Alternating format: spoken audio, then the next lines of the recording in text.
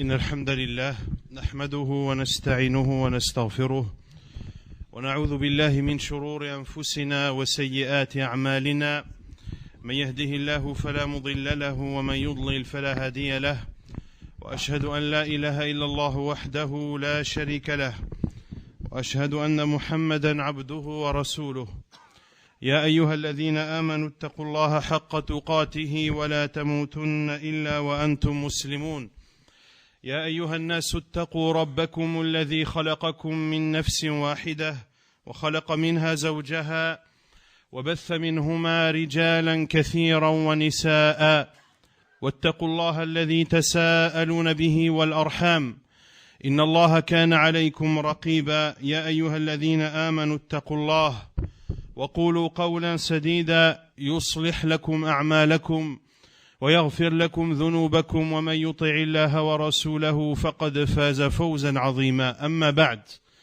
فإن أصدق الحديث كتاب الله تعالى وخير الهدي هدي محمد صلى الله عليه وسلم وشر الأمور محدثاتها وكل محدثة بدعة وكل بدعة ضلالة وكل ضلالة في النار أما بعد فكعادتنا موعدنا اليوم مع المحاضرة الشهرية التي عنونت واتقوا يوما ترجعون فيه إلى الله ذلك لأن هذه القلوب تقسو فتحتاج إلى ما يرققها وأفضل ما يرققها الوعظ المستمد من كتاب الله سبحانه وتعالى ومن سنة رسول الله صلى الله عليه وعلى آله وسلم وعلى المسلم أن يتفقد قلبه وأن ينظر مواضع الخلل حتى يصلح معوجا وحتى يعود قلبه مستقيما. Donc, cette conférence mensuelle du mois de mars, comme pour habitude, dans cette mosquée, la mosquée Malik ibn Anas d'Équevilly, nous essayons autant que possible d'organiser une conférence chaque mois, en général et le plus souvent le premier samedi de chaque mois. Et ce genre de rencontre est extrêmement important. Ces rencontres permettent aux frères de différentes villes, voire de différentes régions, de pouvoir se rencontrer, se voir. Pareil pour les sœurs, de se rencontrer et de se voir, de faire connaissance, d'assister à des rappels dans lesquels l'on apprend la religion d'Allah subhanahu wa ta'ala, des rappels qui sont par la volonté d'Allah subhanahu wa ta'ala conformes au livre d'Allah, à la sunna du prophète sallallahu alayhi wa sallam et selon la compréhension de nos pieux prédécesseurs. Et comme sont rares de nos jours, les occasions sont rares de pouvoir assister à des conférences ou à des cours dans lesquels la sunna du prophète sallallahu alayhi wa sallam est enseignée, dans lesquels le livre d'Allah subhanahu wa ta'ala est enseigné, et tout ceci conformément à la compréhension de nos pieux prédécesseurs. Combien sont nombreuses les sectes, combien sont nombreuses les personnes déviantes qui malheureusement enseignent aux musulmans des fondements qui sont contraires à ceux de la voie de nos pieux prédécesseurs.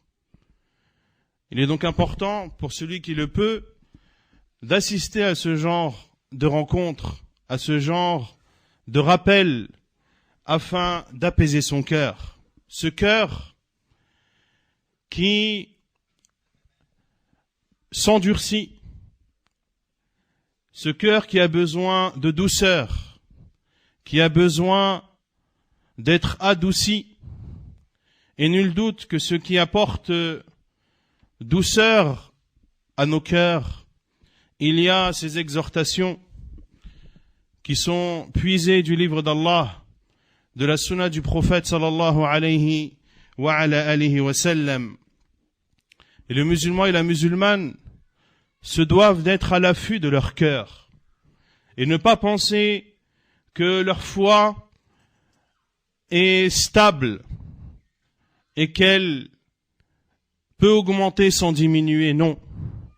La foi, de la même façon qu'elle augmente, elle diminue également.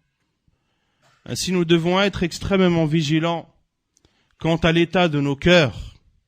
Et lorsque nous constatons que nos foi ou que notre foi baisse, nous devons alors trouver où est la faille afin de la corriger, afin que le cœur soit sans cesse attiré, afin que nos cœurs répondent à l'appel d'Allah et à l'appel de son prophète sallallahu alayhi wa ala alihi wa sallam.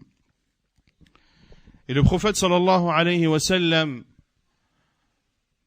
nous dit dans le hadith authentique rapporté par l'imam al-Hakim dans son Mustadrak, il dit alayhi salatu wa salam: inna al-iman la yakhlaqu fi jawfi ahadikum kama yakhlaqu ath-thawb فاسألوا الله أن يجدد الإيمان في قلوبكم. Il dit sallallahu alayhi wa sallam, la foi s'use comme le vêtement s'use. Ainsi la foi baisse.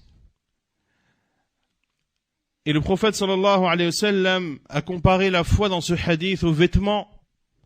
Les vêtements que tu achètes neufs, au fur et à mesure du temps, au fur et à mesure des années, eh bien, ces vêtements s'usent.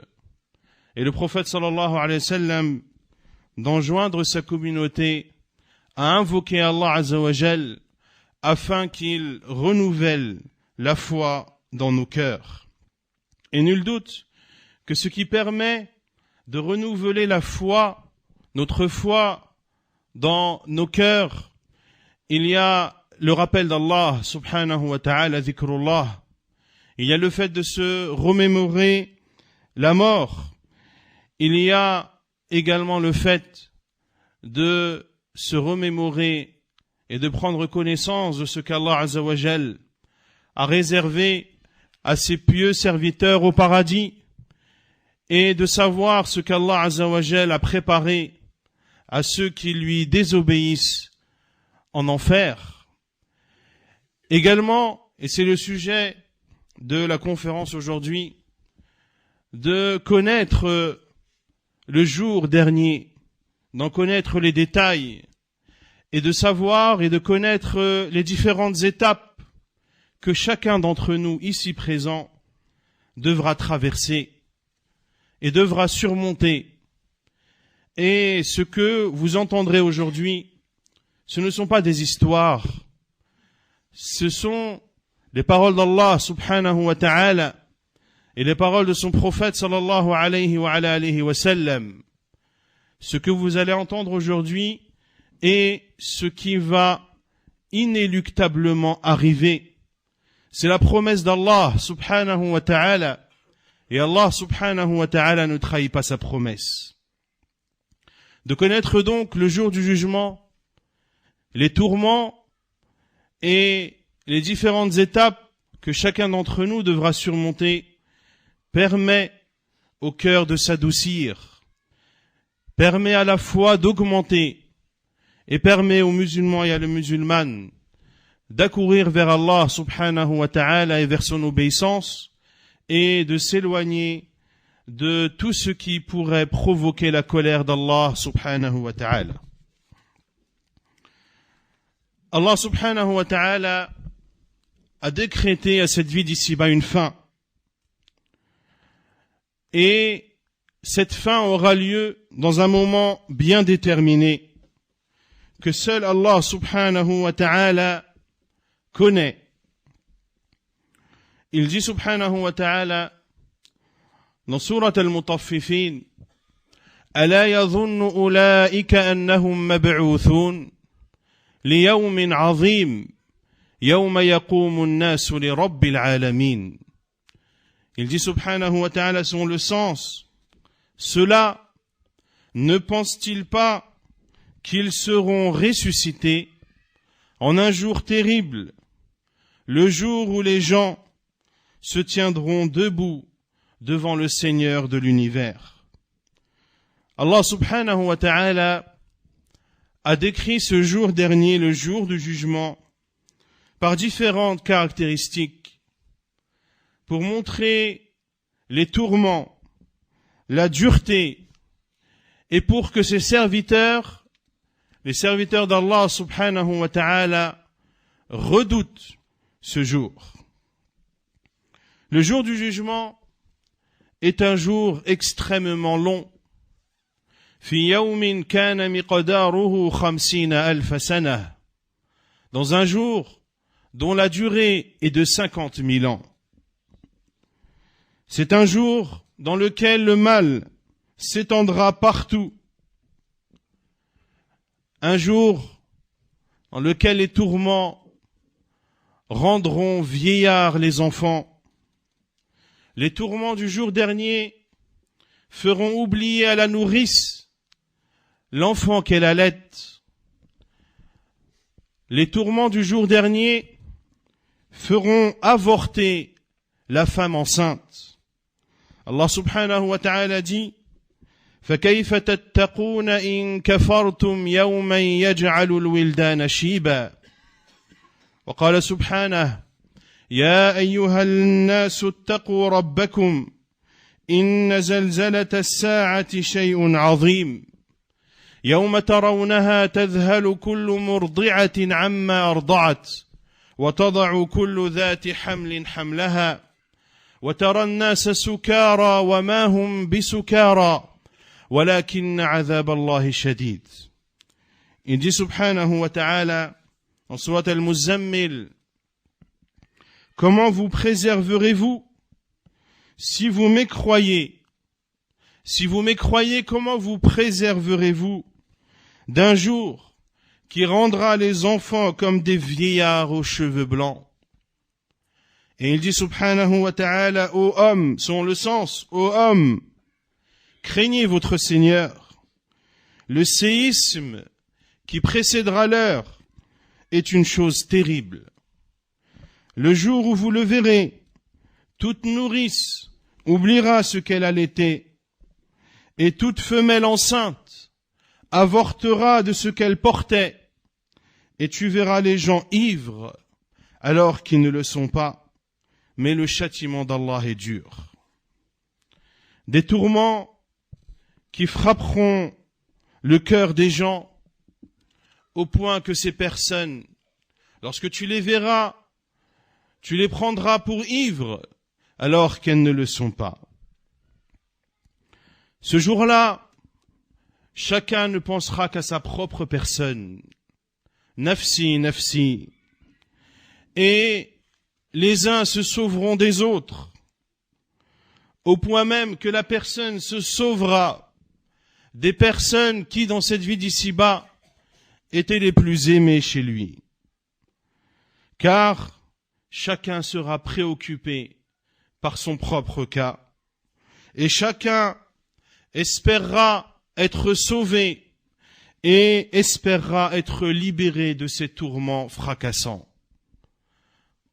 قال الله تعالى يوم يفر المرء من أخيه وأمه وأبيه وصاحبته وبنيه لكل امرئ منهم يومئذ شأن يغنيه.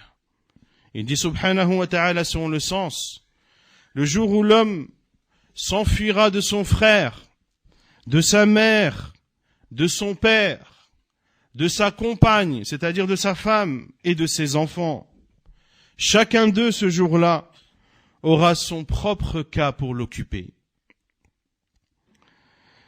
Et de par la sagesse d'Allah subhanahu wa ta'ala, il s'est approprié seul subhanahu wa ta'ala la science de l'heure, il n'a divulgué le moment où l'heure arrivera à personne de ces créatures, ni à un ange, ni à un prophète.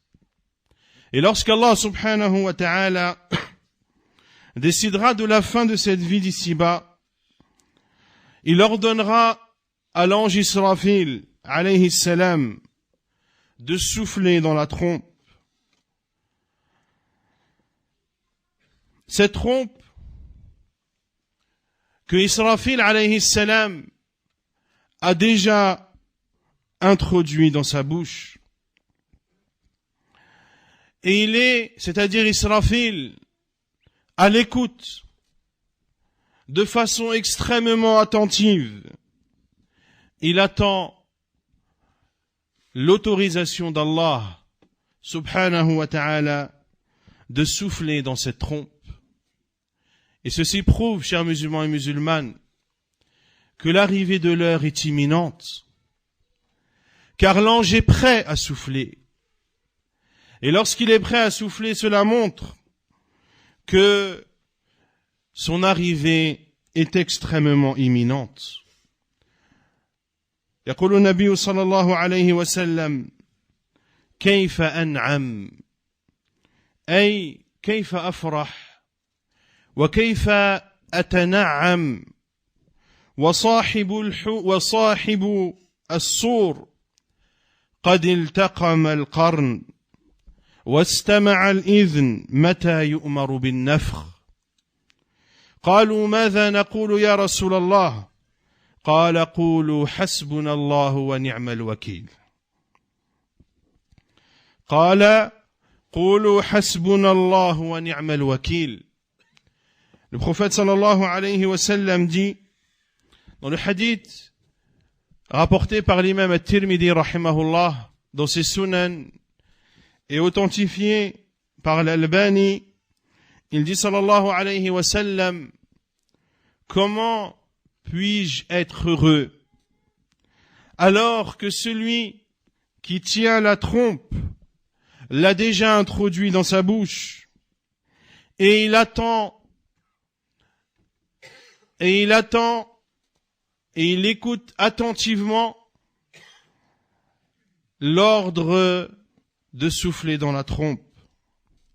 Ils ont dit, c'est-à-dire les compagnons du prophète sallallahu alayhi wa sallam, que devons-nous dire au envoyé d'Allah? Et le prophète sallallahu alayhi wa sallam a répondu, dites, Hasbunallahu wa ni'mal wakil. Allah nous suffit et il est notre meilleur garant. Israfil alayhi salam soufflera à 2 reprises dans la trompe. La première fois qu'il soufflera, cela sera le souffle qui foudroiera et qui fera mourir toutes les personnes vivantes. Et la deuxième fois qu'il soufflera dans la trompe, ce sera le moment de la résurrection. Allah subhanahu wa ta'ala dit: وَنُفِخَ فِي الصُّورِ فَصَعِقَ مَنْ فِي السَّمَاوَاتِ وَمَنْ فِي الْأَرْضِ إِلَّا مَنْ شَاءَ اللَّهُ ثُمَّ نُفِخَ فِيهِ أُخْرَى فَإِذَا هُمْ قِيَامٌ يَنْظُرُونَ. Il dit subhanahu wa ta'ala selon le sens, et on soufflera dans la trompe. Et voilà que ceux qui seront dans les cieux et ceux qui seront sur la terre seront foudroyés, sauf ceux qu'Allah voudra, c'est-à-dire épargnés. Puis on y soufflera de nouveau, et les voilà debout à regarder. Ici, les personnes qui, par la volonté d'Allah subhanahu wa ta'ala, seront épargnées du premier soufflement dans la trompe. Certains savants ont dit qu'il s'agit de Jibril, de Israfil et de Mikaïl. D'autres savants ont dit qu'il s'agit des Hur al-Ain, les femmes du paradis. qu'il s'agit également de Al-Wildan, ces garçons éternellement jeunes qui seront au service des habitants du paradis. D'autres savants ont dit que ce sont les âmes, car les âmes ne meurent pas, et ainsi de suite. Lorsque Israfil alayhi salam soufflera la première fois, tout ce qu'il y a dans les cieux et dans la terre sera foudroyé. Et lorsqu'il soufflera la deuxième fois, c'est alors que les gens seront ressuscités de leur tombe. Toutes les personnes qui auront péri seront ressuscitées. Que ce soit une personne enterrée dans sa tombe, ou que ce soit une personne qui était entièrement carbonisée, ou que ce soit une personne qui était dévorée par un animal féroce ou autre, toute personne sera ressuscitée. Allah Azza wa Jal dit Innahu ala raj'ihi laqadir. Allah Azza wa Jal dit sur le sens qu'Allah Azza wa Jal est capable de le ressusciter. Lorsqu'il soufflera dans la première fois dans la trompe, Allah subhanahu wa ta'ala saisira la terre. Et Allah subhanahu wa ta'ala pliera les cieux de sa main droite. Et il dira subhanahu wa ta'ala Ana al-Malik, je suis le roi. Aina al-Muluk, Aina al-Jabbarun, Aina al-Mutakabbirun. Où sont les rois? Où sont les tyrans? Où sont les orgueilleux? Puis Allah Azza wa Jal dira Limanil mulkul yawm, à qui appartient la royauté aujourd'hui? Allah Azza wa Jal dira cela à 3 reprises.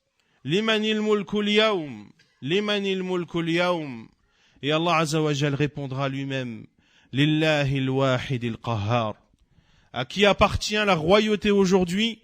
À qui appartient la royauté aujourd'hui?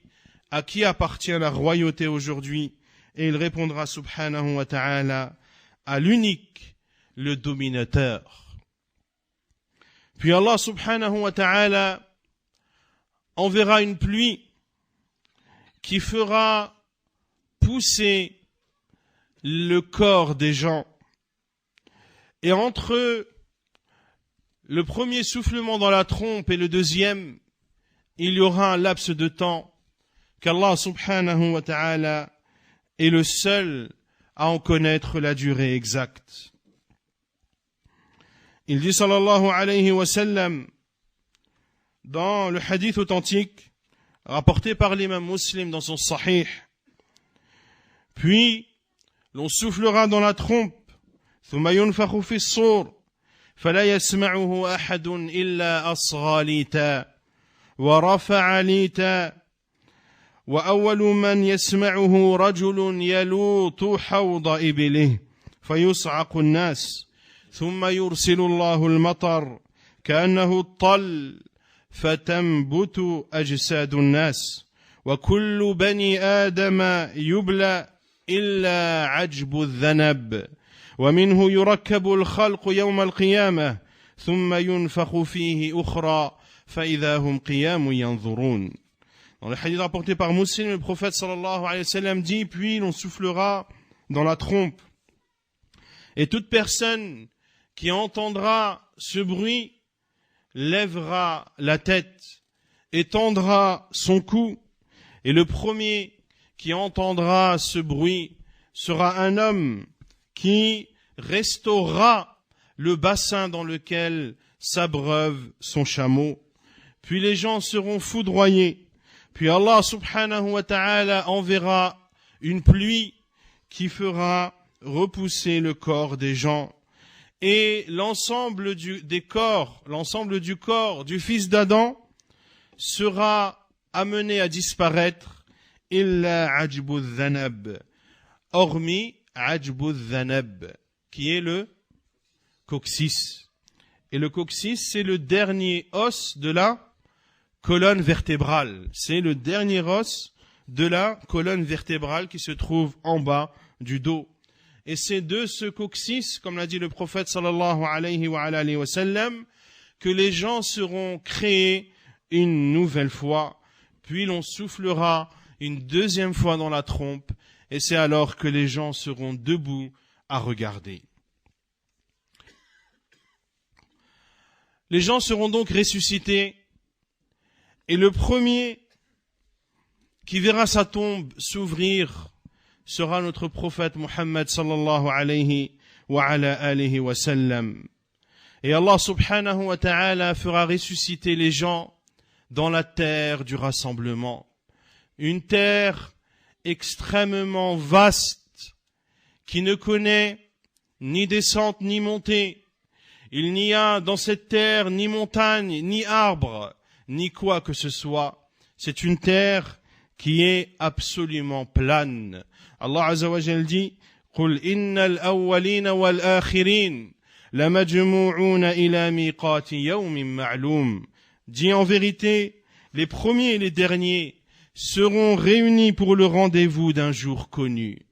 L'ensemble des créatures, l'ensemble des êtres humains, depuis Adam alayhi salam jusqu'au dernier des êtres humains, seront réunis dans cette terre du rassemblement, Ardul Mahshar. Allah Azza wa Jal dit وَحَشَرْنَاهُمْ فَلَمْ نُغَادِرْ مِنْهُمْ أَحَدًا. Et nous les rassemblerons sans en omettre un seul. Personne, absolument personne ne sera oublié. Que personne donc ne se croit à l'abri d'être ressuscité et d'être présenté devant Allah subhanahu wa ta'ala. Les gens seront ressuscités, les pieds nus, entièrement dévêtus et en étant incirconcis. Ils auront tout laissé derrière eux et ils seront amenés devant leur Seigneur et leur Créateur subhanahu wa ta'ala dans une terre blanche, dans une terre pure, une terre dans laquelle aucun péché n'a été commis. Il dit sallallahu alayhi wa sallam innakum tuhsharuna hufatan uratan ghurla. ثم قرأ صلى الله عليه وسلم قوله تعالى كما بدأنا أول خلق نعيده وعدا علينا إنا كنا فاعلين. فقالت عائشة رضي الله عنها وسوءتاه الرجال والنساء ينظر بعضهم إلى بعض. فقال عليه الصلاة والسلام الأمر أشد من أن يهمهم ذلك. Rawahu al-Bukhari wa Muslim. Il dit sallallahu alayhi wa sallam, vous serez ressuscités les pieds nus, entièrement dévêtus et incirconcis. Puis il a récité la parole d'Allah Azza wa Jal, tout comme nous avons commencé la première création, ainsi nous la répéterons. C'est une promesse qui nous incombe et nous l'accomplirons.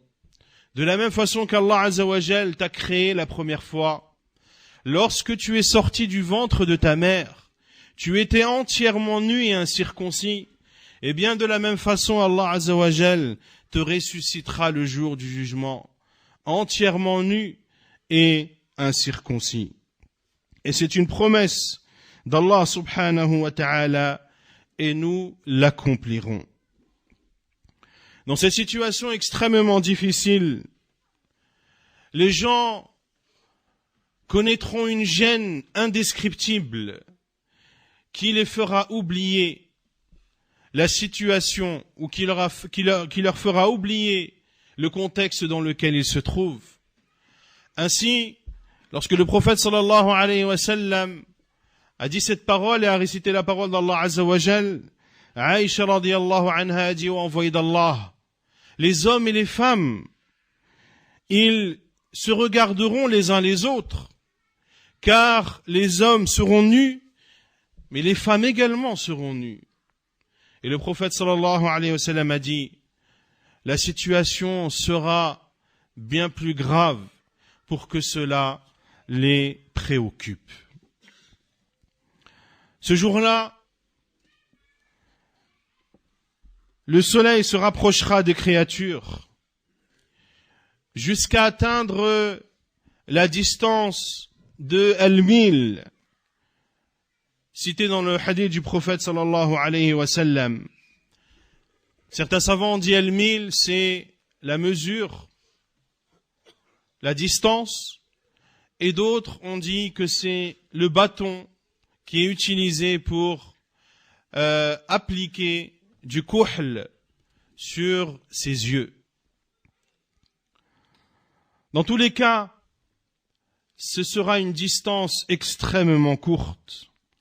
Et les gens sueront, et leur sueur sera proportionnelle à leur péché. Certains, leur sueur atteindra leurs chevilles, d'autres, elle atteindra leurs hanches, et d'autres seront recouverts de leur sueur. Il dit sallallahu alayhi wa sallam, tudna ash-shamsu yawma al-qiyamati min al-khalq hatta takuna minhum kamiqdari mil فيكون الناس على مقدار أعمالهم من العرق منهم من يكون إلى كعبيه ومنهم من يكون إلى ركبتيه ومنهم من يكون إلى حقويه ومنهم من يلجمه العرق إلجاما وأشار النبي صلى الله عليه وسلم بيده إلى فيه. Il dit sallallahu alayhi wa sallam, le soleil se rapprochera le jour du jugement des créatures jusqu'à être proche d'eux de la distance de al-mil. Si on prend en compte la distance, cela équivaut à peu près 1,5 kilomètre. Et les gens sueront de façon proportionnelle aux œuvres qu'ils ont accomplies dans cette vie d'ici-bas. Certains, leur sueur atteindra leurs chevilles, d'autres, elle atteindra leurs genoux, d'autres, elle atteindra leurs hanches, et d'autres, la sueur atteindra leur bouche, comme l'a dit le prophète sallallahu alayhi wa sallam. Que dire, chers musulmans et musulmanes? Le soleil qui est actuellement éloigné de la terre d'une distance de combien? Qui connaît la distance entre le soleil et la terre? Approximative. Ahsant, à peu près 150 millions de kilomètres. Imaginez, le soleil qui est à 150 millions de kilomètres de la terre, et en été, lorsqu'il fait extrêmement chaud, les gens suffoquent. Billahi alaykum, que dire lorsque le soleil sera à 1,5 kilomètre de nos têtes?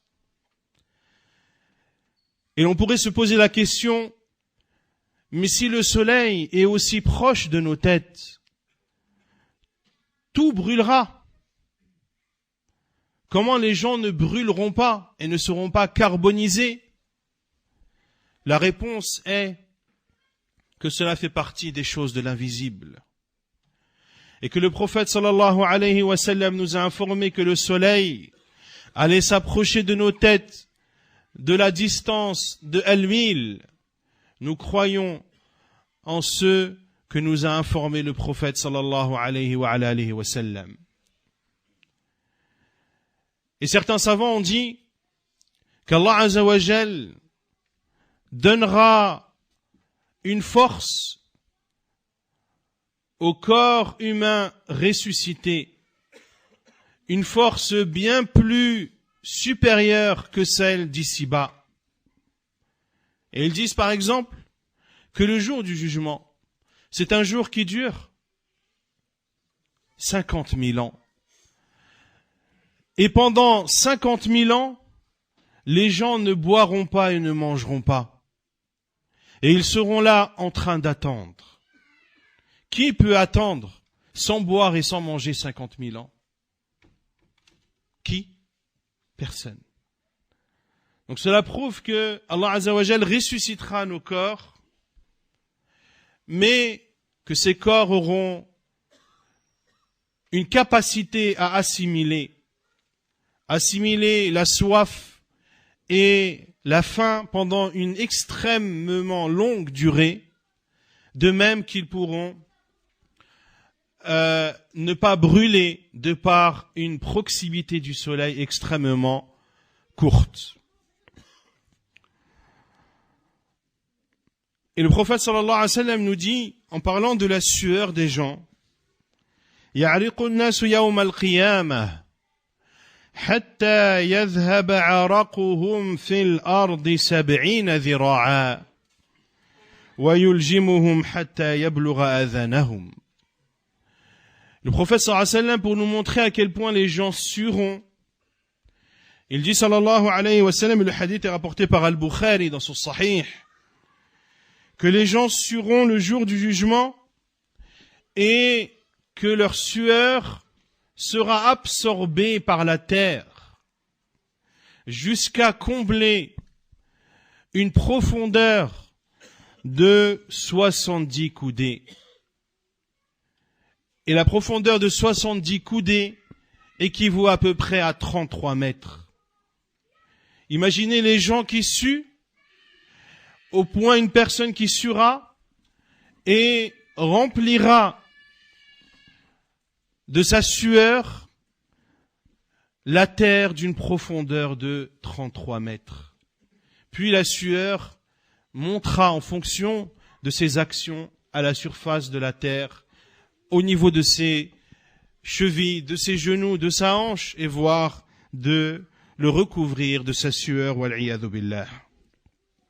Celui donc qui médite, chers musulmans et musulmanes, ces tourments du jour du jugement, celui qui sait que le soleil se rapprochera et que l'enfer sera apporté le jour du jugement, imaginez cette chaleur intense que chacun d'entre nous devra supporter dans ce jour terrible. Nous devons donc méditer sur cela et faire un repentir sincère à Allah subhanahu wa ta'ala, revenir vers notre Seigneur subhanahu wa ta'ala repentant et demander à Allah azza wa jal d'alléger, de nous alléger les tourments de ce jour terrible. Ce jour également, Allah azza wa jal placera sous son ombre, le jour où il n'y aura d'ombre que celle d'Allah subhanahu wa ta'ala, des catégories de personnes. Car les gens, lorsqu'ils verront le soleil aussi proche, rechercheront une ombre sous laquelle se protéger de ce soleil extrêmement chaud. Et le prophète sallallahu alayhi wa sallam nous a informé de ces catégories de personnes qui pourront bénéficier de cette ombre. Le gouverneur juste, un homme dont le cœur est attaché aux mosquées, 2 hommes qui s'aiment pour Allah, qui se réunissent pour Allah et se séparent pour Allah, un homme à qui une femme a fait des avances, une femme riche et belle, et cet homme de répondre, je crains Allah.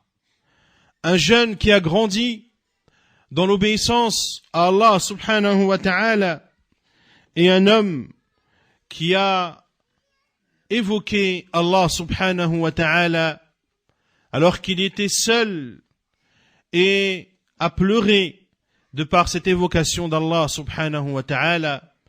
Et le prophète sallallahu alayhi wa sallam nous a informé également de cet homme qui donnera des aumônes à tel point que sa main gauche ne saura pas ce que sa main droite a donné.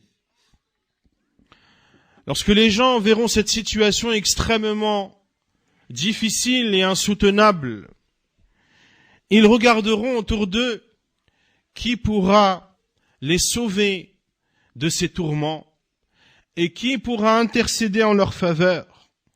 Ils iront alors voir Adam alayhi salam, comme nous l'informe le prophète sallallahu alayhi wa sallam dans un long hadith rapporté par Al-Bukhari et Muslim. Ils iront voir Adam alayhi salam et lui diront: intercède en notre faveur. Ne vois-tu pas la situation dans laquelle nous sommes? Demande à ton Seigneur subhanahu wa ta'ala de commencer le jugement et de juger entre ses serviteurs, entre ses créatures. car l'attente sera insoutenable.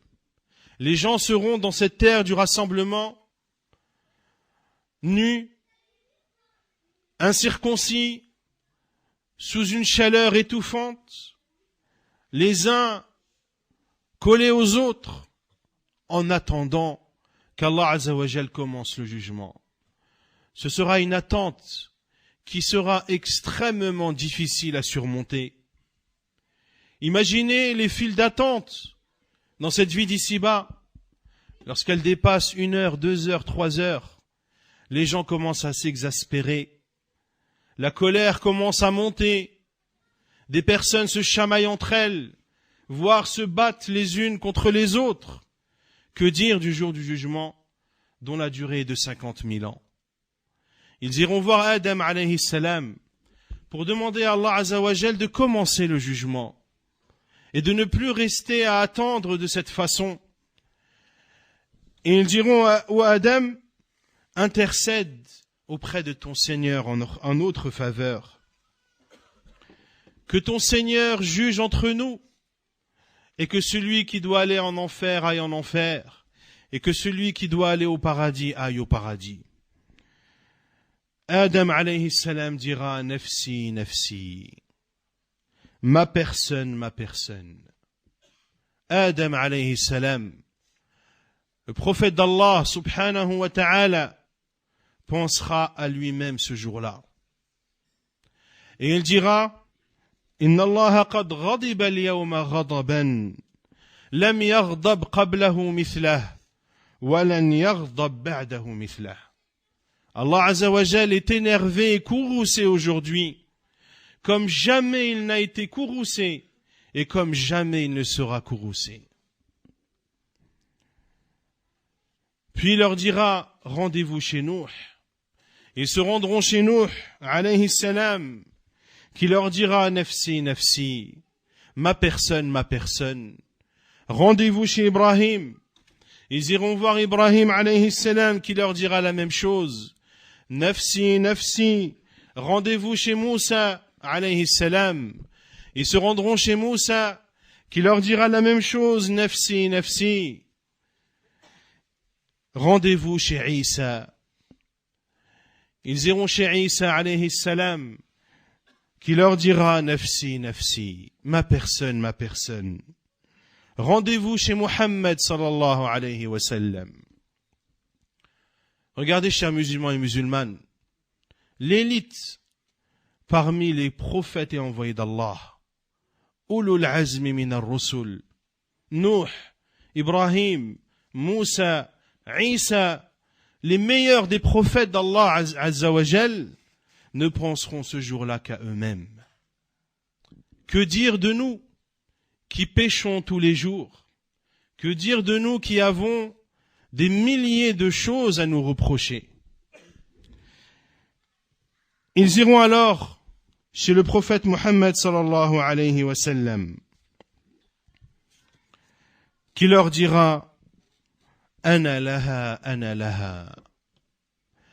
Elle m'appartient, elle m'appartient. C'est-à-dire cette intercession que vous me demandez de faire auprès d'Allah subhanahu wa ta'ala, elle m'appartient. Et il me convient à moi de la faire. Et ceci est une des spécificités du prophète sallallahu alayhi wa sallam. Il dit alayhi salatu wa sallam fasjudu tahta al-arsh wa yulhimuni rabbi min al-mahamidi ma la a'rifuhu al-yawm. Il dit sallallahu alayhi wa sallam, et je me prosternerai sous le trône d'Allah Azza wa Jal. Et Allah Azza wa Jal m'inculquera des formules de louange que je ne connais pas aujourd'hui. Puis, فيقال لي يا محمد ارفع رأسك واسأل تعطى واشفع تشفع فأقول يا ربي أمتي أمتي. Puis il lui sera dit, ô Muhammad, relève ta tête, demande et nous te donnerons, intercède et nous t'accorderons l'intercession. Et le prophète sallallahu alayhi wa sallam dira, ô Seigneur, ma communauté, ma communauté. Le prophète sallallahu alayhi wa sallam n'a pas dit j'intercède pour ma fille Fatima ou j'intercède pour mon épouse Khadija. Non, le prophète sallallahu alayhi wa sallam dira ummati, ummati. Il pensera à sa communauté alayhi salatu wassalam. Puis Allah azza wa jal viendra d'une façon qui lui est propre subhanahu wa ta'ala. Comme il le dit subhanahu wa ta'ala dans surat al-Fajr. Kalla idha dukkatil ardu dakkan dakka wa jaa rabbuka wal malaku saffan saffa. Prenez garde quand la terre sera complètement pulvérisée et que ton Seigneur viendra ainsi que les anges rang par rang. Et c'est ainsi que le jugement pourra commencer. Le jugement ne pourra commencer qu'après que le prophète Muhammad sallallahu alayhi wa sallam intercédera auprès d'Allah azza wa jal envers sa communauté. Et c'est ce qui est appelé al-wasila, ce qui est appelé également al-maqam al-mahmoud, que le prophète sallallahu alayhi wa sallam nous a ordonné de demander à Allah azza wa jal de lui accorder. Qu'est-ce que l'on dit après l'adhan? Naam. Allahumma rabba hadihi ad-da'wati at-tamma was-salati al-qa'imah آتِ محمدا الوسيلة والفضيلة وابعثه مقاما محمودا الذي وعدته. On demande donc à Allah Azza wa Jal d'accorder al-wasila et al-maqam al-mahmoud à notre prophète Muhammad sallallahu alayhi wa sallam. Ceci pour montrer l'importance du prophète sallallahu alayhi wa sallam, mais ceci également dans notre propre intérêt. Puis Allah Azza wa Jal donnera l'autorisation au jugement de commencer. Et Allah Azza wa Jal montrera à chacun et à chacune de ses créatures les actes qu'ils auront accomplis dans cette vie d'ici-bas. قال تعالى إن إلينا إيابهم ثم إن علينا حسابهم. Vers nous est le retour. Ensuite, c'est à nous de leur demander compte. Hamukallah. Les gens donc le jour du jugement seront jugés. Man nuqisha al-hisab udhib. Man nuqisha al-hisab udhib. Celui qui se verra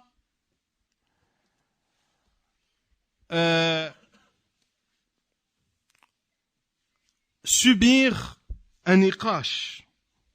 Comment traduire un niqash? Naam, celui qui se verra se faire disputer ses actes. Et les savants disent qu'il y a une différence entre un niqash et al-ard. Celui qui se voit se faire disputer ses actes sera châtié. Que signifie se faire disputer les actes? C'est-à-dire lorsqu'Allah Azza wa Jal rentrera dans les détails avec toi. Lorsque tu devras rendre compte de chaque bienfait que tu auras, qu'Allah Azza wa Jal t'aura donné, tu devras donner en échange et prouver en échange une adoration. Lorsque tu te vois disputer ton jugement, tu seras châtié, comme l'a dit le prophète, sallallahu alayhi wa ala alihi wa sallam. Car les bienfaits d'Allah, subhanahu wa ta'ala, sont innombrables. Et quels que soient les actes que tu peux faire, tu ne pourras pas ne pas être redevable devant ton Seigneur, subhanahu wa ta'ala. Et il y a al-ard, c'est celui à qui Allah Azza wa Jal fera admettre ses péchés. Tu as commis tel péché tel jour. Tu as commis tel péché tel jour. Et le serviteur ne pourra qu'admettre ses péchés qu'il a commis. Et Allah subhanahu wa ta'ala lui pardonnera et aura pitié de lui. يقول النبي صلى الله عليه وسلم ليس أحد يحاسب يوم القيامة إلا هلك.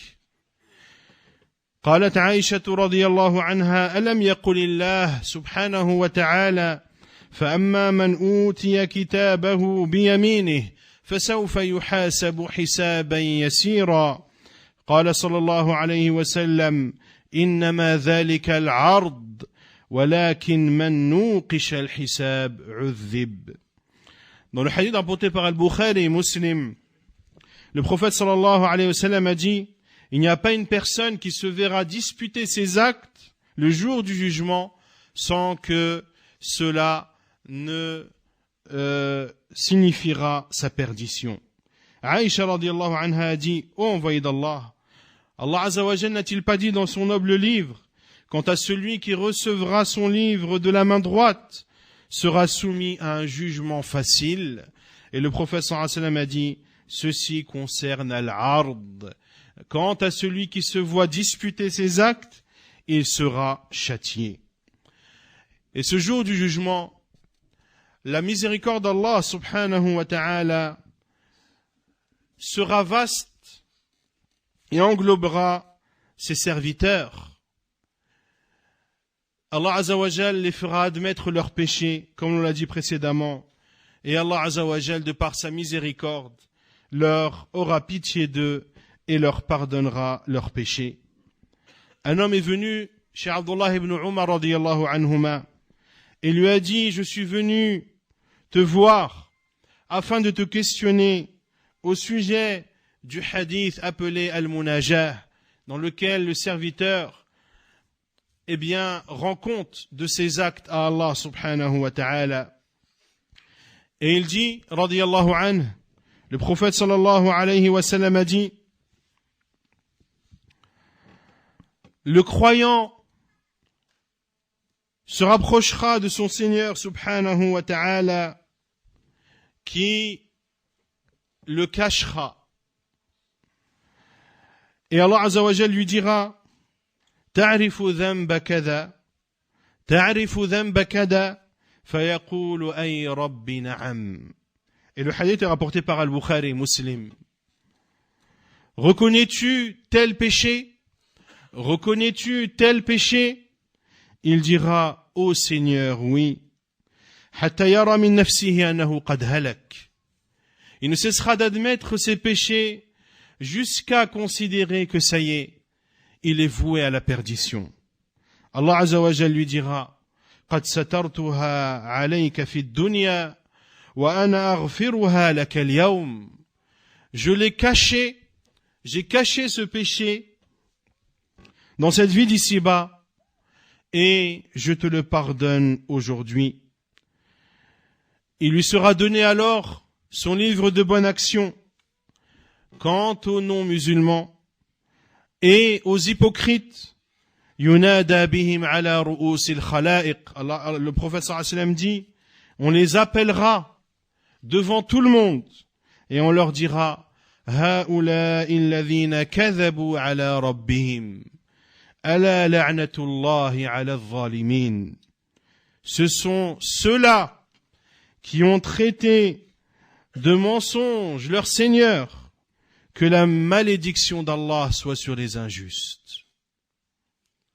Que les non-musulmans et que les hypocrites méditent sur ces paroles du prophète sallallahu alayhi wa sallam. Ceux qui traitent de mensonges le message de l'islam, ceux qui traitent de mensonges et qui ne croient pas en l'existence d'Allah Azza wa Jal, ceux qui ne croient pas en la prophétie de Muhammad sallallahu alayhi wa sallam, qui vient clôturer l'ensemble de la prophétie et des messages, qu'ils sachent qu'ils seront humiliés devant l'ensemble des créatures le jour du jugement, et ils seront pointés, et ils leur seront dit, voilà ceux qui ont traité de mensonge Allah, que la malédiction d'Allah soit sur les injustes. Nous demandons à Allah Azza wa Jal de cacher nos défauts dans cette vie d'ici-bas et de nous les pardonner dans l'au-delà. Et de par la justice parfaite d'Allah subhanahu wa ta'ala, il fera ressusciter les animaux également.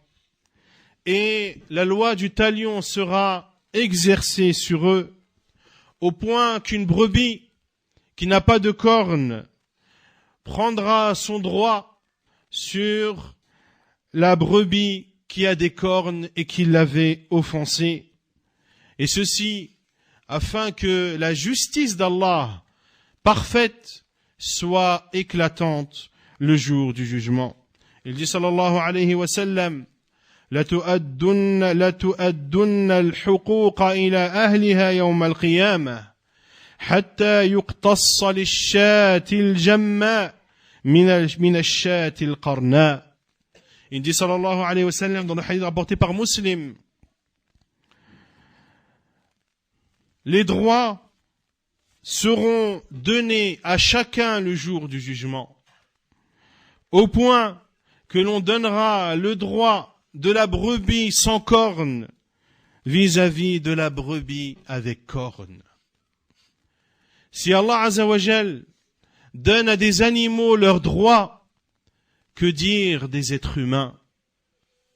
Nous devons donc craindre Allah subhanahu wa ta'ala vis-à-vis des droits d'autrui et de n'offenser personne, ni dans ses biens, ni dans son honneur.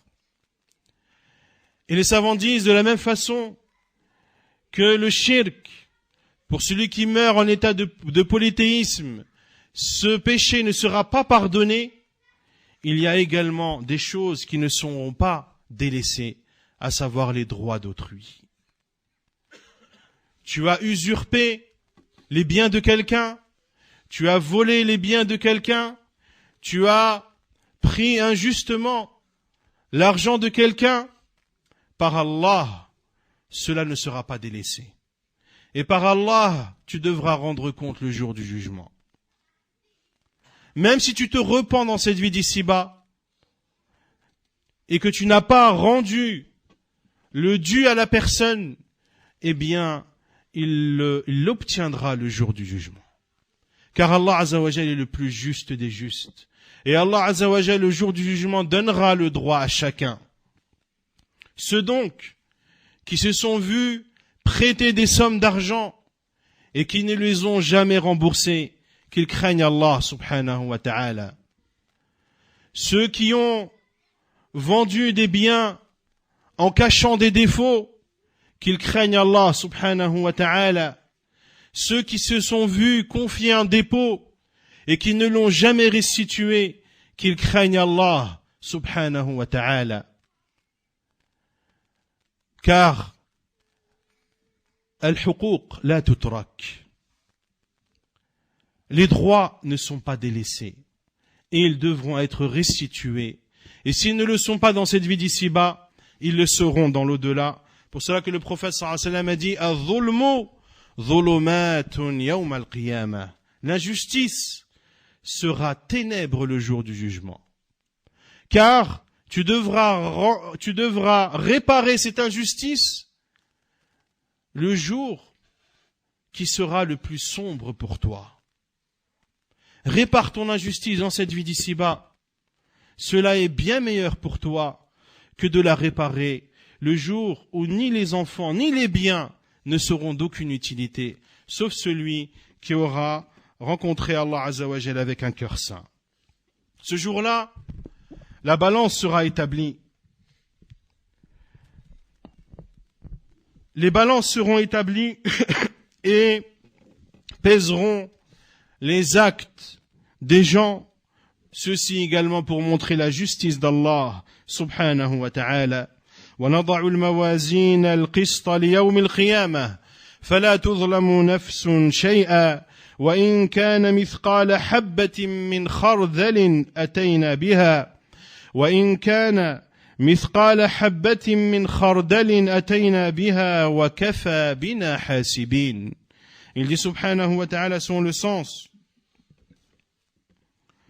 au jour de la résurrection, nous placerons les balances exactes Nulle âme ne sera lésée en rien, fût-ce du poids d'un gramme de moutarde que nous ferons venir. Nous suffisons largement pour dresser les comptes. La balance, qui aura 2 plateaux, pèsera les actes des fils d'Adam. Et ce jour-là, il n'y aura pas une chose plus lourde dans la balance que le bon comportement.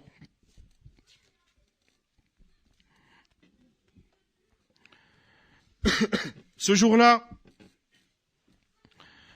comme je l'ai dit, les gens seront atteints d'une gêne indescriptible et ils auront extrêmement soif. Allah subhanahu wa ta'ala accordera une faveur à son prophète Muhammad sallallahu alayhi wa sallam en lui donnant al-hawd, le bassin, qui est un bassin d'eau immense, un bassin d'eau immense qui se trouvera dans la terre du rassemblement le jour du jugement. Seuls les croyants pourront boire de ce bassin. Son eau sera plus sucrée que le miel et plus blanche que le lait. Cette eau sera plus fraîche que la neige, et ses récipients seront aussi nombreux que les étoiles dans le ciel. Sa longueur et la durée et la distance parcourue en un mois, sa largeur également. Celui qui boira de ce bassin ne connaîtra plus jamais la soif. Et ce bassin aura 2 conduits, l'un en or et l'autre en argent, et de ces conduits seront alimentés ce bassin al-hawd qui sera alimenté du paradis. Il dit sallallahu alayhi wa sallam: ana faratukum ala al-hawd man marra alayya sharib wa man shariba lam yadhma abada. Dans le hadith rapporté par Al-Bukhari, Muslim, il dit alayhi salatu wassalam: je serai le premier à arriver au bassin. Celui qui passera par là boira, et celui qui boira de ce bassin ne connaîtra plus jamais la soif. Et seront repoussés de ce bassin ceux qui auront falsifié la législation d'Allah et de son prophète sallallahu alayhi wa sallam. Seront repoussés de ce bassin ceux qui auront emprunté une autre voie que la voie du prophète Muhammad sallallahu alayhi wa sallam.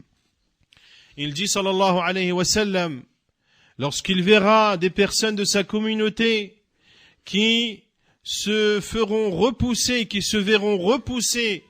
de l'accès à ce bassin, il dira alayhi salatu wassalam: Ya Rabbi ummati ummati, ô Seigneur, ma communauté, ma communauté.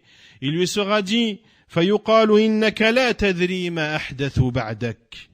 Il lui sera dit: tu ne sais pas ce qu'ils ont innové après toi. Et le prophète sallallahu alayhi wa sallam a dit: Fa'aqulu suhqan suhqa liman baddala ba'di. Que soit éloigné celui qui aura changé après moi, celui qui aura changé la religion d'Allah, celui qui aura innové dans la religion d'Allah, celui qui aura ajouté dans la religion d'Allah ce qui n'en fait pas partie.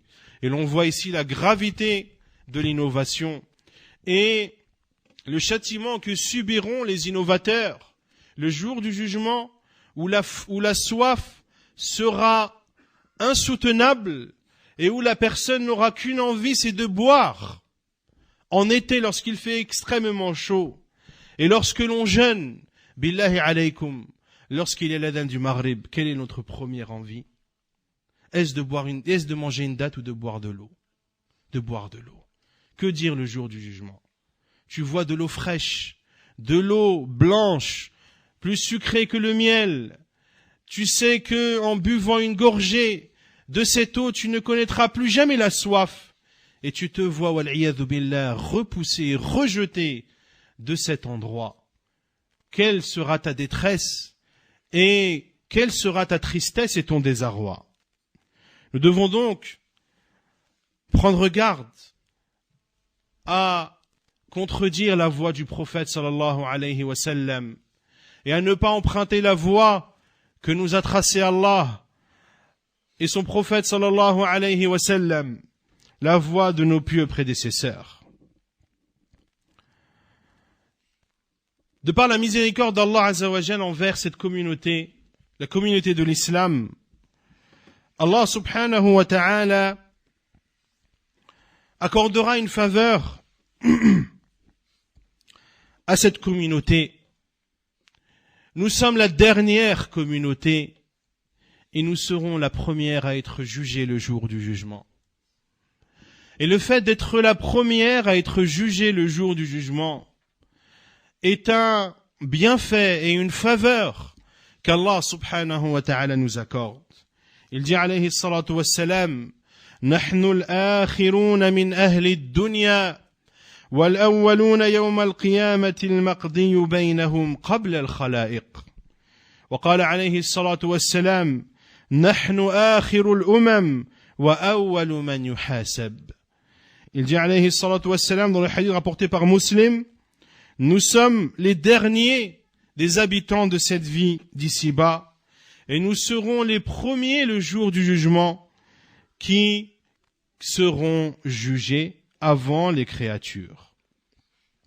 Et dans l'autre hadith, apporté par l'imam Ibn Majah dans ses sunan, le prophète sallallahu alayhi wa sallam a dit, nous sommes la dernière des communautés et nous serons les premiers à être jugés.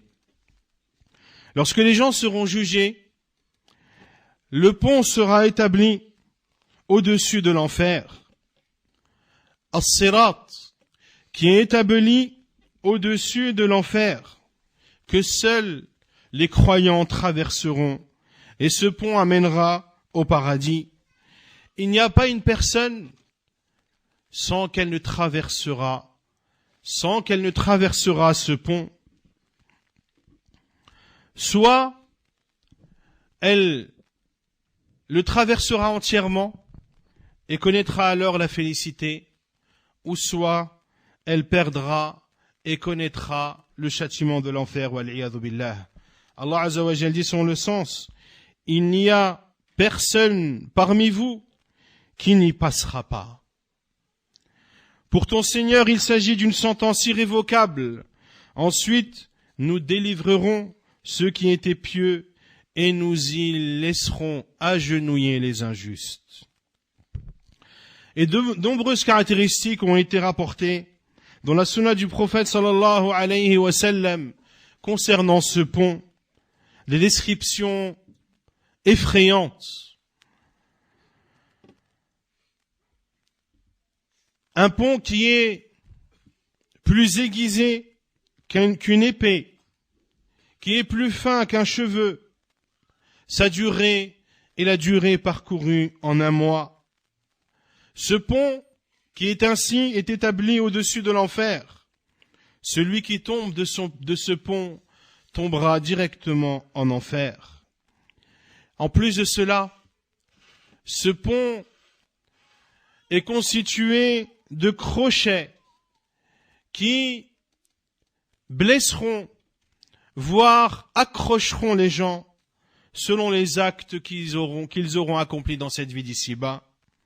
Ajoutez à cela que c'est un pont extrêmement glissant, comme l'a dit le prophète sallallahu alayhi wa sallam. Ajoutez à cela qu'il est établi dans les ténèbres les plus sombres. C'est un pont qui n'est pas éclairé. Lorsque l'on voit les descriptions de ce pont, chers musulmans et musulmanes, une seule de ces caractéristiques suffit à nous effrayer. Que dire alors lorsque toutes ces caractéristiques sont réunies dans ce pont, aussi affûté qu'une épée, aussi fin qu'un cheveu, un pont qui est long, une distance parcourue en un mois, un pont glissant, un pont dans lequel il y a des crochets qui peuvent attraper les gens ou les blesser. Et tout ceci dans le noir le plus total. Il dit sallallahu alayhi wa sallam, bihi khatatif, mithlu shawk as-sa'dan. هل رأيتم شوك السعدان؟ قالوا نعم. قال فإنها مثل شوك السعدان غير أنه لا يعلم عظمها إلا الله تخطف الناس بأعمالهم. Dans le hadith rapporté par Al-Bukhari et Muslim, le prophète sallallahu alayhi wa sallam dit: et ce pont est constitué de crochets qui sont comme les épines de as-sa'dan, qui est traduit par le chardon, qui est une plante épineuse. Le prophète sallallahu alayhi wa sallam leur a dit: voyez-vous les épines du chardon? Ils ont dit oui, ô envoyé d'Allah. Le prophète sallallahu alayhi wa sallam a dit: eh bien, les crochets dont dispose ce pont sont semblables aux épines du chardon, sauf que seul Allah Azza wa Jal connaît leur immensité. Et ces crochets attraperont et blesseront les gens, wal-'iyadhu billah. Quant aux non-musulmans, ils seront jugés de façon extrêmement sévère. Puis, Allah Azza wa Jal ordonnera qu'ils soient jetés en enfer. Il ne restera à ce moment-là, dans la terre du rassemblement, que les croyants et les hypocrites. Et c'est à ce moment-là que les ténèbres apparaîtront. Donc le pont, est-ce que les non-musulmans le traverseront? La réponse est non. Ils n'auront même pas besoin de le traverser. Ils iront directement en enfer, wal-'iyadhu billah. Restera sur la terre du rassemblement les croyants et les hypocrites. Il dit alayhi salatu wassalam, lorsqu'il a été questionné, où seront les gens lorsque la terre sera changée par une autre terre ainsi que les cieux? Il a répondu alayhi salatu wassalam, hum fi dhulmati dun al-jisr. Ils seront dans des ténèbres avant le pont. Ils seront dans le noir le plus total avant d'accéder au pont. Puis, c'est à ce moment-là que les lumières seront distribuées. Et les lumières seront distribuées, la luminosité de cette lumière sera proportionnelle à la foi et aux actes que nous aurons accomplis dans cette vie d'ici-bas.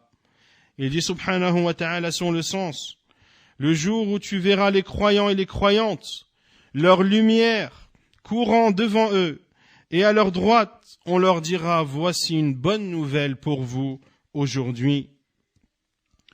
Et il dit subhanahu wa ta'ala son le sens dans Surat At-Tahrim: le jour où Allah épargnera l'ignominie, c'est-à-dire l'indignité et le déshonneur aux prophètes, et à ceux qui croient en lui, leur lumière courra devant eux et à leur droite.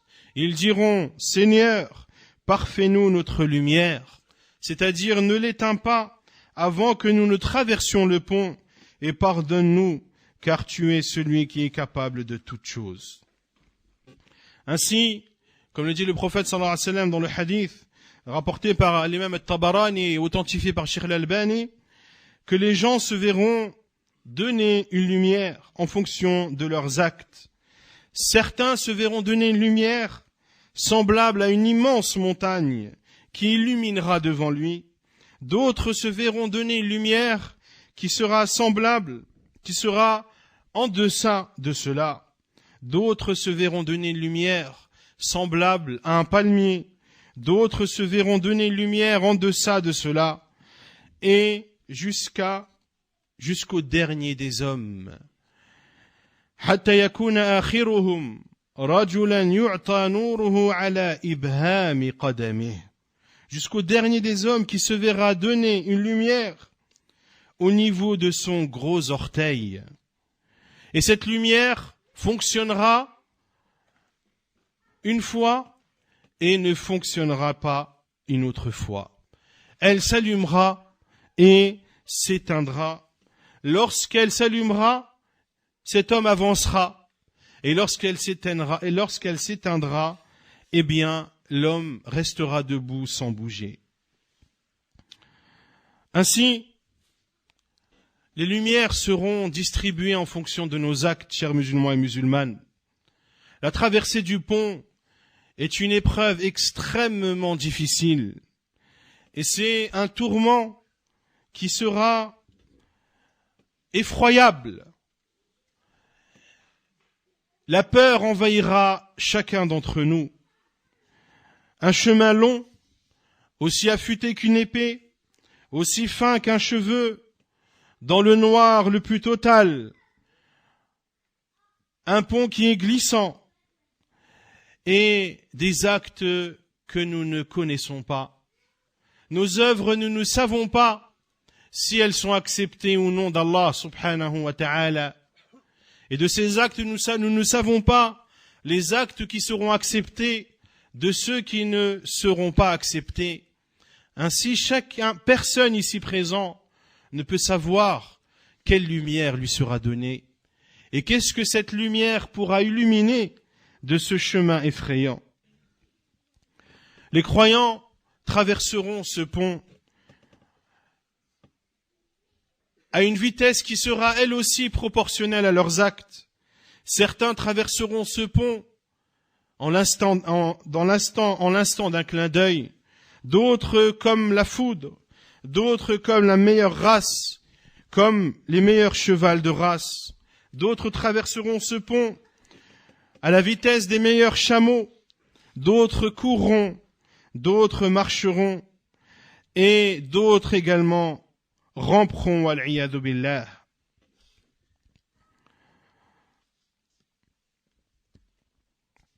Quant aux hypocrites, parce que dans cette vie d'ici-bas, ils ont trompé leur personne, en pensant tromper Allah subhanahu wa ta'ala, yukhadi'un Allah wa huwa khadi'uhum. Ils pensent tromper Allah, mais c'est Allah qui a eu le dessus sur eux. Parce que ces hypocrites ont trompé leur propre personne en pensant tromper Allah, il leur sera alors donné le jour du jugement une lumière trompeuse. Il leur sera donné une lumière trompeuse. Lorsque cette lumière leur sera donnée, ils seront joyeux.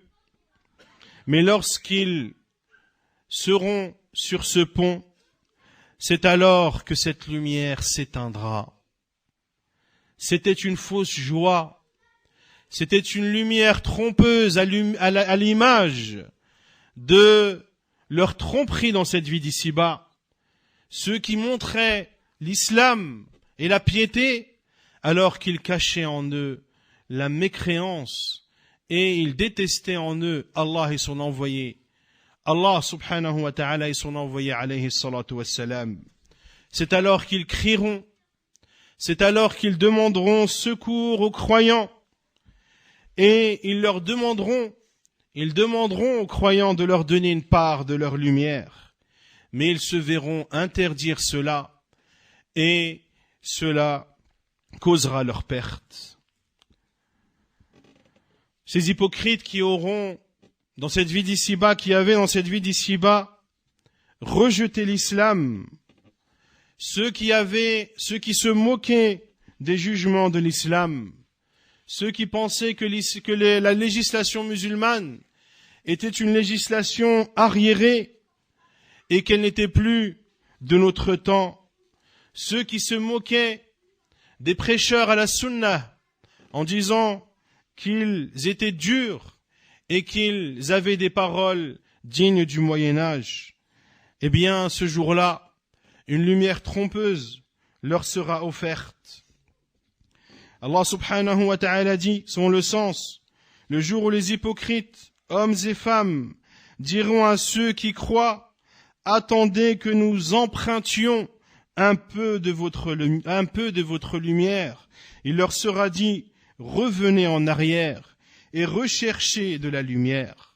Et dans le verset de Surat Al-Hadid, Allah subhanahu wa ta'ala dit, Alam nakum ma'akum, en parlant des hypocrites. Alam nakum ma'akum, qalu bala. ولكنكم فتنتم أنفسكم وتربصتم وارتبتم وغرتكم الأماني. Les hypocrites diront, comme Allah Azza wa Jal le relate dans Surat Al-Hadid, selon le sens, n'étions-nous pas avec vous? Les hypocrites qui diront aux croyants, n'étions-nous pas avec vous, c'est-à-dire dans cette vie d'ici-bas, leur crieront-ils? Oui, répondront les croyants. Mais vous vous êtes laissé tenter, vous avez comploté, c'est-à-dire contre les croyants, et vous avez douté, et de vains espoirs vous ont trompé. Et de vains espoirs vous ont trompé. Et le prophète sallallahu alayhi wa sallam nous relate cela dans le hadith authentique apporté par l'imam Muslim, lorsqu'il dit alayhi salatu wassalam wa yu'ta kullu insanin minhum mu'minun aw munafiqun nura, et il sera donné à chaque personne une lumière, qu'il soit croyant ou hypocrite. Puis la lumière des hypocrites s'éteindra et ce seront les croyants uniquement qui seront sauvés. Le prophète sallallahu alayhi wa sallam sera le premier à traverser le pont. Il dit sallallahu alayhi wa sallam فَأَكُونُ أَنَا وَأُمَّتِي أَوَّلُ مَنْ يُجِيزُهَا وَلَا يَتَكَلَّمُ يَوْمَئِذٍ إِلَّا الرُّسُلُ وَدُعَاءُ الرُّسُلِ يَوْمَئِذٍ سَلِّمْ سَلِّمْ. Le prophète sallallahu alayhi wa sallam a dit, je serai le premier, moi et ma communauté, à traverser ce pont, et ce jour-là, le jour du jugement, personne ne parlera. Personne ne parlera hormis les prophètes. Et l'invocation des prophètes ce jour-là sera Sallim, Sallim. Oh Allah, sauve, sauve. Quant à la traversée de ce pont, il y aura 3 sorts. Soit la personne traversera en étant épargnée, soit elle le traversera en étant blessée, ou soit alors elle sombrera, wal'iyadhu billah, dans les profondeurs de l'enfer. Comme l'a dit le prophète sallallahu alayhi wa sallam, fanajim musallam, wa makhdoushum mursal, wa makdousun fi jahannam. Et nous traverserons le pont que les gens du paradis, que les habitants du paradis. Et lorsqu'ils traverseront le pont, ils seront arrêtés dans un endroit dans lequel ils seront jugés entre eux. Dans lequel ils seront jugés entre eux. Comme l'a dit le prophète sallallahu alayhi wa sallam, فَإِذَا هُذِّبُوا وَنُقُّوا أُذِنَ لَهُمْ فِي دُخُولِ الْجَنَّةِ. Et lorsqu'ils seront purifiés, il leur sera alors donné l'autorisation d'entrer au paradis. Ces tourments, chers musulmans et musulmanes, du jour dernier, que nous venons d'écouter et d'apprendre, issus des paroles d'Allah subhanahu wa ta'ala et des hadiths du prophète sallallahu alayhi wa sallam, nous montrent à quel point les tourments de ce jour dernier sont difficilement imaginables. Pour cela que le prophète sallallahu alayhi wa sallam a dit, لو تعلمون ما أعلم لضحكتم قليلا ولبكيتم كثيرا وما تلذذتم بالنساء على الفرش ولخرجتم إلى الصعودات تجأرون إلى الله. Il dit sallallahu alayhi wa sallam dans le hadith rapporté par l'imam At-Tirmidhi dans ses sunan, si vous saviez ce que je sais, vous ririez peu et vous pleureriez beaucoup. Et vous n'éprouveriez pas de désir avec vos femmes dans les lits et vous sortiriez dans les rues en vous humiliant devant Allah subhanahu wa ta'ala et en demandant à Allah azza wa jal de vous épargner cette épreuve. Ce qui nous attend, chers musulmans et musulmanes, comme étape et comme tourment du jour dernier, doit nous pousser à redoubler d'efforts dans notre adoration à Allah subhanahu wa ta'ala, de multiplier les bonnes actions qui nous rapprochent de notre Seigneur subhanahu wa ta'ala, et cela doit nous pousser à nous éloigner de ses interdits et à ne pas transgresser les limites qu'Allah subhanahu wa ta'ala a tracées, car en les transgressant, nous ne ferions du mal qu'à nous-mêmes et nous serons les seuls à devoir assumer la responsabilité de nos actes dans ce jour terrible qui est le jour du jugement. Nas'alullah azza wa jal an yarhamana bi rahmatih wa an yu'amilana bi jamil sitrih wa an yuwaffiqana subhanahu wa ta'ala li salihil aqwali wal a'mal wa an yataqabbalaha minna wa sallallahu wa sallim wa barik ala nabiyyina Muhammad وعلى آله وصحبه أجمعين وآخر دعوانا أن الحمد لله رب العالمين وجزاكم الله خيرا على حسن استماعكم.